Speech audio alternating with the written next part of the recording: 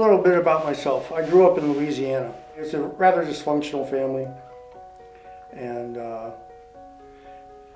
wanted to get out of the house as quick as I could. So when I was 17, I joined the Marine Corps, and then did that for 4 years, and left there, went to college, partied my way out of college. For a while, I was going down the wrong road. Got mixed up with the wrong people. Got out of that. When we moved here, I quit running with the wrong crowd. But I kept drinking, always drank, and I was doing fine. And I had a good job, or getting better jobs, and finally I'd had enough. If you can't be honest with yourself, you can't be honest with anybody. So if you're telling yourself little white lies, it's easy to tell everybody a bigger white lie. If you do something wrong, admit it. But if you're not honest with yourself and with God and another human being, it's easy to, because God knows everything you've done. And it's easy just to let go and say, oh, well, God already knows. But when you're brutally honest with another person, then you're not only admitting it to yourself and to another person, and God's watching. For me, I have to be brutally honest with someone else. And that's part of getting sober, is becoming brutally honest with yourself and with another human being, like I was saying.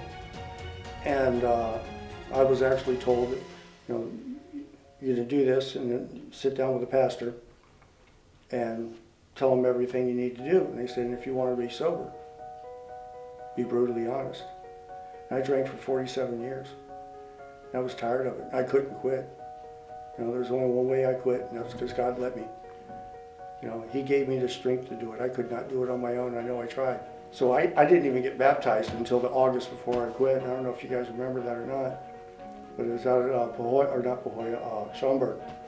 And, that was my first real try at religion, or trying to get in. It worked for a little bit, but I still hadn't surrendered. And that's what you have to do. Surrender your life to God and Jesus Christ, and everything will be fine. But you got to be willing to listen to what He has to tell you and do what He wants you to do. Ask for help. It's there. It's not easy. You can't do it by yourself. But if you want, you can talk to me, or you can talk to Russell or one of the elders. There are a lot of people around here who want to help. All you have to do is ask, because you can't do it on your own. It's my belief that God sobered me up because He knew what was coming down the road.